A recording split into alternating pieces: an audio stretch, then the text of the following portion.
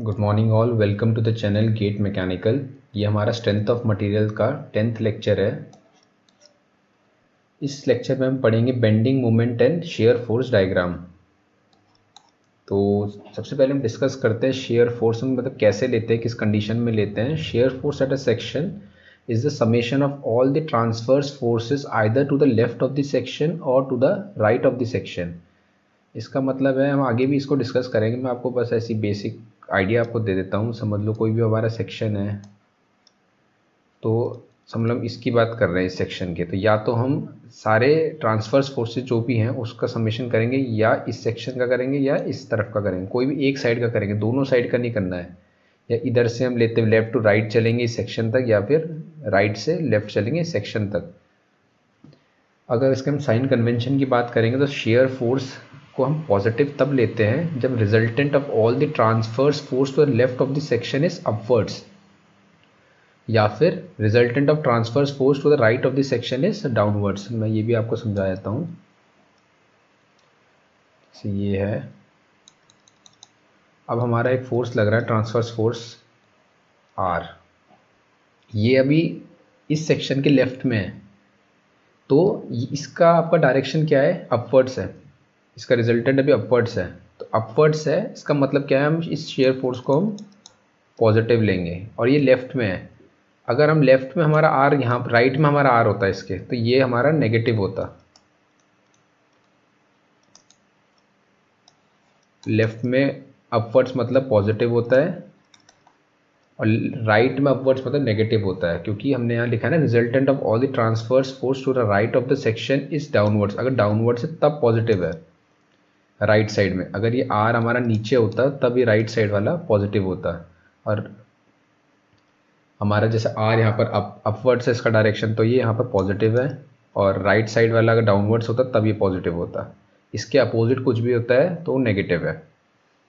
अब हम देखते हैं बेंडिंग मोमेंट डायग्राम। इसका भी हम और डिटेल में आगे भी हम इसको स्टडी करेंगे। ऐसा नहीं है कि हम यहीं पर ही इस टॉपिक को छोड़ रहे हैं। अभी बेसिक आइडिया मैं आपको दे रहा हूँ कि आप कैसे करके इसके साइन को पता कर सकते हैं शेयर फोर्स डायग्राम बनाते वक्त।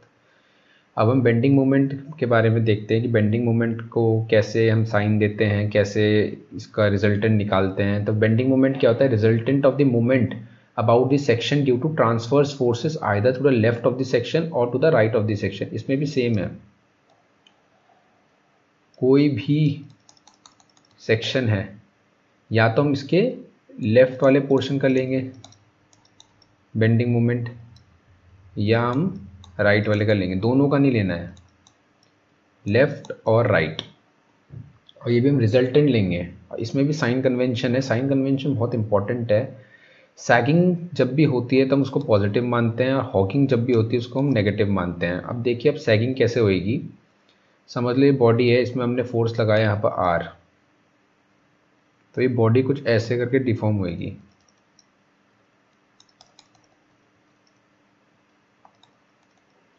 तो ये आपका सैगिंग है।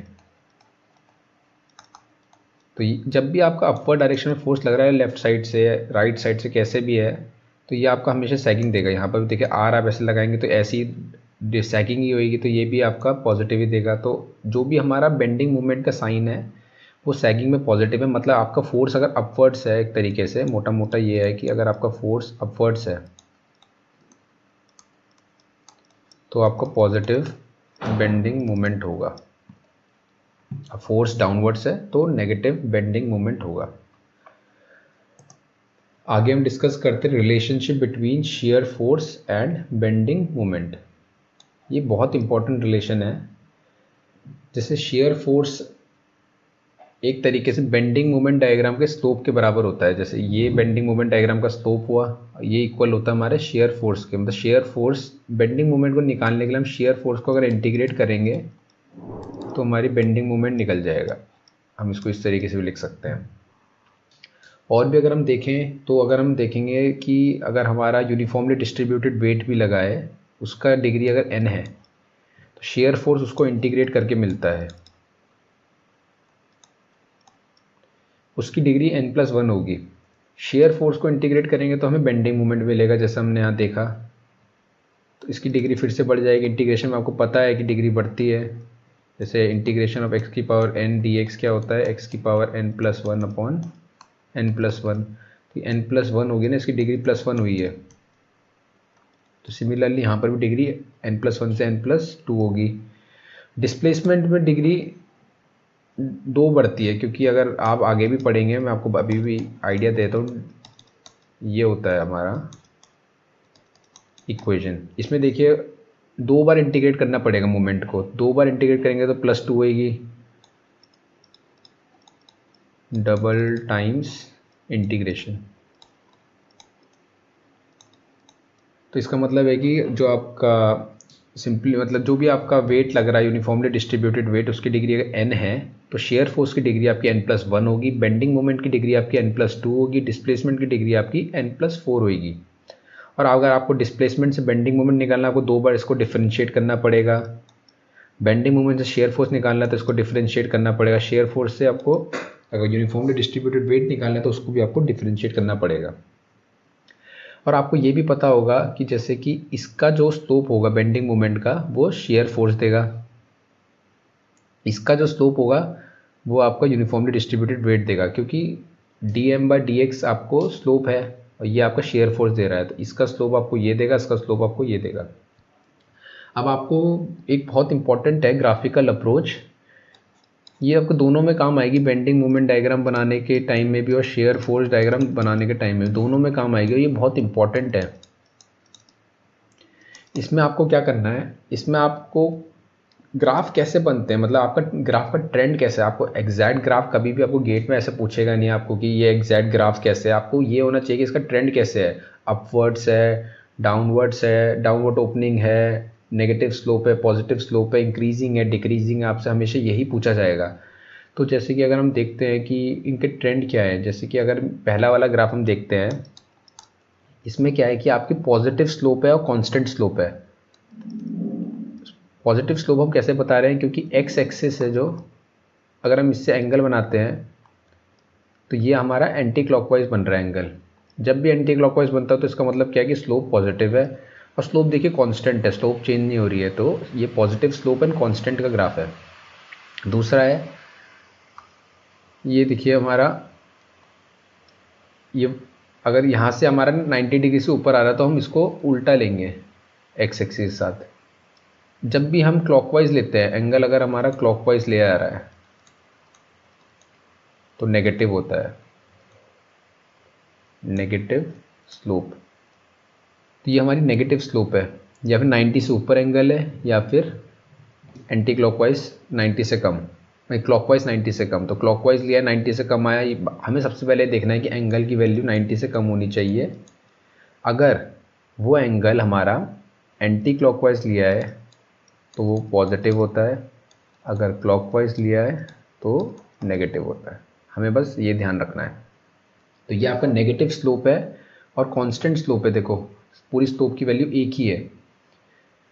और अगर हम यहाँ पर देखेंगे तो ये वाले में क्या है कि हमारा स्लोप कैसी है, अगर आप कोई भी पॉइंट पे स्लोप देखेंगे, इस पॉइंट पे स्लोप देखेंगे तो ये क्या है, पॉजिटिव स्लोप ही तो बना रहा है हर जगह, तो स्लोप हमारी पॉजिटिव है। और स्लोप क्या है, डिक्रीज हो रही है कि इंक्रीज हो रही है, देखो यहाँ पर आपके स्लोप की वैल्यू कुछ और है, ज़्यादा है, फिर कम होगी और स्लोप कम होगी, तो ये डिक्रीजिंग स्लोप है। अगर यही हम यहाँ पर देखेंगे, यहाँ पर क्या है कि एंगल तो अभी भी पॉजिटिव है, कोई भी पॉइंट में हम देखेंगे एंगल अभी भी पॉजिटिव है, पर एंगल देखिए आप इंक्रीज कर रहा है, यह एंगल कम है, इसको थीटा वन मान लेते हैं, इसको थीटा टू, तो थीटा टू हमेशा बड़ा है थीटा वन से, ऐसे थीटा थ्री हम यहाँ लेंगे वो और बड़ा होगा, तो ये एंगल आपका इंक्रीज कर रहा है, मतलब स्लोप इंक्रीज करे, स्लोप एक तरीके से एंगल है। चौथा है नेगेटिव। अब देखिए इसमें आप कहीं पर भी स्लोप लेंगे, 90 डिग्री का एंगल देखना है तो ये क्लॉकवाइज है तो ये नेगेटिव स्लोप होगी, और क्या डिक्रीजिंग है कि इंक्रीजिंग है, यहाँ एंगल ज़्यादा है, यहाँ एंगल कम है तो डिक्रीजिंग स्लोप होगी। थीटा वन मान लो, ये थीटा टू मान लो, थीटा वन बड़ा है थीटा टू से, तो ये आपका डिक्रीजिंग स्लोप होगी। अब ये देखिए यहाँ पर आप स्लोप देखेंगे क्या है, नेगेटिव है पॉजिटिव है, क्योंकि क्लॉकवाइज देख रहे हैं हम, हमें हमेशा एक्स एक्सिस से स्टार्ट करना है और लाइन की तरफ बढ़ना है। इधर से बढ़ सकते हैं, इधर से भी, पर इधर से 90 से ऊपर हो रहा है तब इधर से बढ़ेंगे। और ये क्या है, क्लॉकवाइज। क्लॉकवाइज मतलब नेगेटिव। अब ये क्या इंक्रीजिंग है डिक्रीजिंग है। ये वाला एंगल अगर आप θ1 मान लेते हैं, ये वाला एंगल आप θ2 मान लेते हो। θ1 हमेशा θ2 से बड़ा है, तो θ2 हमेशा θ1 से बड़ा है, क्योंकि यहाँ पर देखिए आप एंगल ज़्यादा बनाएगा या एंगल कम बनाएगा तो ये उसकी स्लोप हमेशा इंक्रीज़ होएगी, तो इंक्रीजिंग स्लोप का है। ये आपको अगर कॉन्सेप्ट ढंग से समझ आ गया तो आपको बेंडिंग मोमेंट और शेयर फोर्स डायग्राम बनाने में कभी भी कोई प्रॉब्लम नहीं होएगी। जैसे कि हमें अब बेंडिंग मोमेंट और शेयर फोर्स डायग्राम बनाना है, कुछ मैं एग्जांपल्स दूंगा उनका। समझ लीजिए हमारी सिंपली सपोर्टेड बीम है, इसमें दो सपोर्ट लगे हैं हमारे, फिक्स सपोर्ट ए और बी। बिल्कुल मिडल में इसकी लेंथ अगर हम देखेंगे तो एल है। बिल्कुल सेंटर में आपका एक लोड लग रहा है पी, और दोनों रिएक्शन को हमने आर ए और आर बी बोल दिया है। सबसे पहले हमें इसे आर ए और आर बी की वैल्यू निकालनी है, तो इससे दो इक्वेशन मिलेगी। Net vertical force equal to 0 करेंगे तो इससे एक इक्वेशन ये आएगी, R A plus R B equal to P. फिर हम एक और इक्वेशन हमें चाहिए, क्योंकि अननोन दो हैं, आर ए और आर बी, और हम पे इक्वेशन अभी एक ही है। दूसरी इक्वेशन हमें कहाँ से मिलेगी, मोमेंट से। ए के अलॉन्ग हम मोमेंट को 0 कर देते हैं। ए के अलॉन्ग मोमेंट को 0 करेंगे तो क्या आएगा हमारा पी। अब देखो ये क्लॉकवाइज घुमाने की कोशिश कर रहा है ना हमें, ये अगर ए पॉइंट से हम देखेंगे तो ये क्लॉकवाइज घुमाने की कोशिश कर रहा है, तो P into L/2 minus R B हमें एंटी क्लॉकवाइज घुमा रहा है। ये क्लॉकवाइज को हम पॉजिटिव मान ले रहे हैं, एंटी क्लॉकवाइज को हम नेगेटिव मान ले रहे हैं। R B into L equal to 0। R B क्या आ गया, P/2। मूवमेंट सॉल्व करने में तो आपको कोई प्रॉब्लम नहीं होगी। इसके अराउंड हम देख रहे हैं P इंटू L/2, तो ये क्लॉकवाइज मूवमेंट दे रहा है। इसके अबाउट ये रोटेट करेगा तो आर बी इंटू एल, दोनों इक्वल होंगे तो आर बी आ गया P/2। तो इसको अगर हम फर्स्ट इक्वेशन में पुट कर देंगे तो आर ए भी आ जाएगा P/2। तो आर बी और आर बी की वैल्यू P/2 दोनों आ गई है।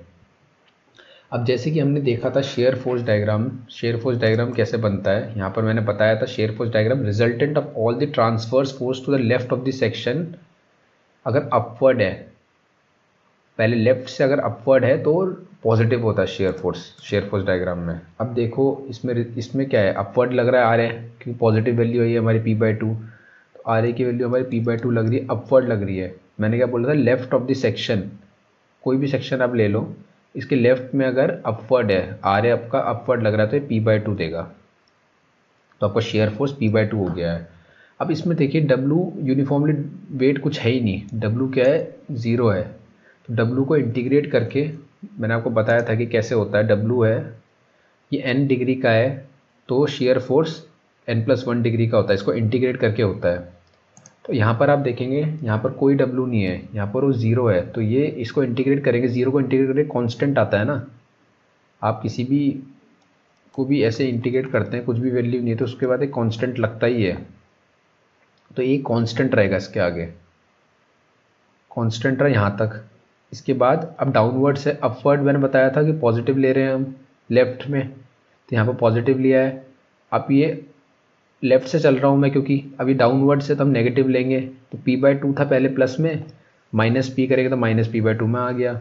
इसके बाद फिर से वही है, देखो यहाँ पर W यूनिफॉर्मली डिस्ट्रीब्यूटेड वेट 0 है, तो कांस्टेंट चलता रहेगा, कांस्टेंट चलता रहा, और यहाँ पर माइनस P/2 में ख़त्म हुआ। अगर आप राइट से उठाएंगे, क्योंकि जैसे कि मैंने आपको बताया था दो तरीके हैं उठाने के, ये भी तरीका है, resultant of all the transverse force to the right of the section is downward, तब भी पॉजिटिव ले सकते हैं, उसको भी हम कर लेते हैं। अब हम राइट से अगर देखेंगे शेयर फोर्स डायग्राम बनाना, तो क्योंकि ये अपवर्ड है, मैंने क्या बताया था कि अगर राइट से स्टार्ट कर रहे हैं तो हमें डाउनवर्ड को पॉजिटिव लेना है और अपवर्ड को नेगेटिव लेना है। अगर लेफ्ट से स्टार्ट करें तो अपवर्ड को पॉजिटिव लेना है, और राइट से स्टार्ट करें तो डाउनवर्ड को। तो ये अपवर्ड है तो नेगेटिव हो गया, माइनस P/2। फिर से यहाँ पर यूनिफॉर्मली डिस्ट्रीब्यूटेड वेट नहीं है तो एक कॉन्स्टेंट रहेगा, क्योंकि इंटीग्रेट करके कॉन्स्टेंट आएगा। फिर अब डाउनवर्ड को हम पॉजिटिव लेते हैं राइट से स्टार्ट करने में, तो ये प्लस हो जाएगा, फिर कांस्टेंट रहेगा। तो सेम ग्राफ आपका बनेगा। अब आपको समझ आ रहा होगा कि लेफ्ट और राइट से स्टार्ट करने में हमने साइन उल्टा क्यों करा है, क्योंकि ये कॉम्प्लीमेंट्री एक दूसरे के। देखिए अब हम देखेंगे bending moment diagram. Bending moment diagram कैसे बनाएंगे, बेंडिंग मोमेंट डायग्राम बनाने के लिए आपको पता है कि सिंपली सपोर्टेड यहाँ पर और यहाँ पर दो एंड में आपकी मोमेंट ज़ीरो होगी। ये सिंपली सपोर्टेड बीम में होता है, फिक्स सपोर्ट जब भी रहता है हमारा, तो वहाँ पर हमारा हिंज सपोर्ट है, तो इसमें आपका यहाँ पर बेंडिंग मोमेंट आपका ज़ीरो होगा ही होगा हिंज सपोर्ट में।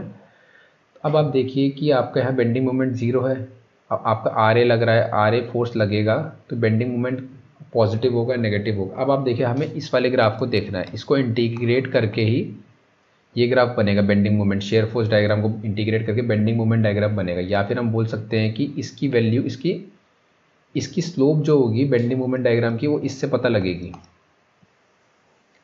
अब जैसे कि हमने यहाँ पढ़ा था कि स्लोप का मैंने आपको ट्रेंड बताया था कि ग्राफ कैसे बनता है स्लोप देख के। अब आपको पता है कि यहाँ पर ज़ीरो से स्टार्ट हुआ है, शेयर फोर्स आपका पॉजिटिव है। अब ये भी आपको पता है कि dm/dx आपका v होता है, शेयर फोर्स के बराबर होता है बेंडिंग मोमेंट का स्लोप।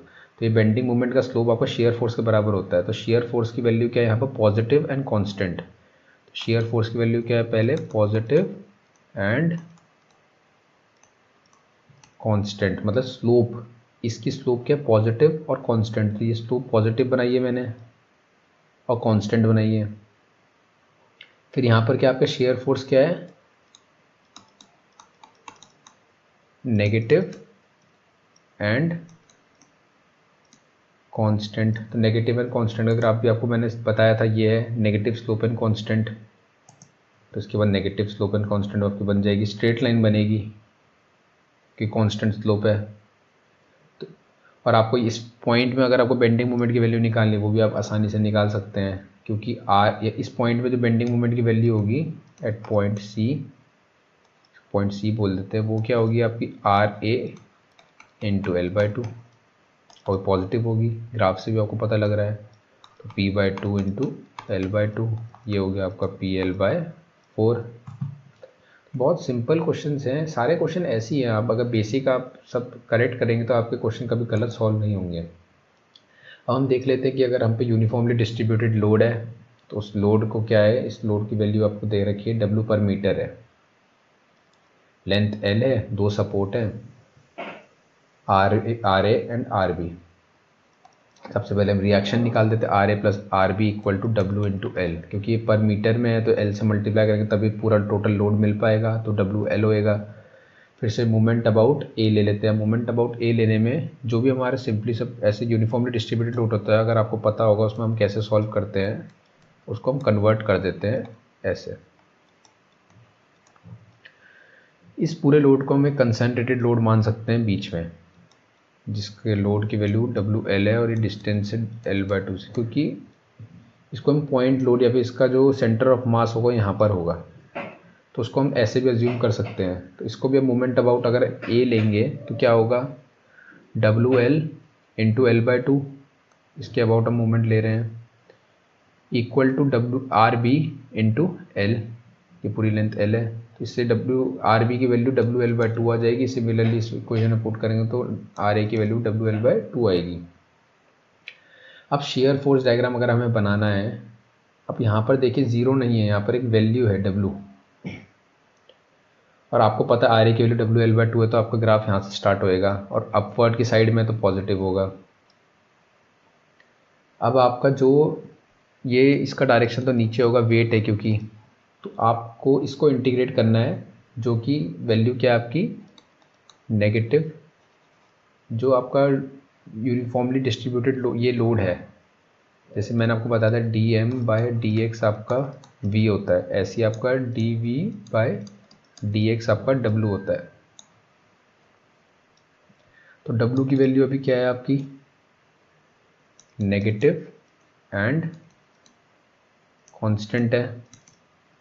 नेगेटिव है क्योंकि डाउनवर्ड डायरेक्शन में हमने बताया था लेफ्ट से स्टार्ट करने में अपवर्ड डायरेक्शन को पॉजिटिव लेते हैं, तो नेगेटिव है। और कांस्टेंट है, देखो ऐसे इंक्रीजिंग ग्राफ नहीं बन रहा है, कांस्टेंट है, नेगेटिव एंड कांस्टेंट है। नेगेटिव एंड कांस्टेंट में कैसा ग्राफ बनेगा, मैंने आपको बताया भी था, यहाँ पर नेगेटिव एंड कांस्टेंट में आपका ऐसा ग्राफ बनता है। तो आपका बन गया ऐसा ग्राफ नेगेटिव एंड कांस्टेंट में। और शेयर फोर्स से पॉजिटिव होगा क्योंकि WL/2 से स्टार्ट हुआ है, तो यहाँ तक आते आते ज़ीरो हो गया, ज़ीरो मैंने इसलिए कर दिया है क्योंकि यूनिफॉर्म रहेगा, ये मुझे समझ आ रहा है कि दोनों साइड से यूनिफॉर्म रहेगा तो बीच में ज़ीरो। आप डायरेक्ट भी कर सकते हैं, वैल्यू निकालेंगे वो भी ज़ीरो ही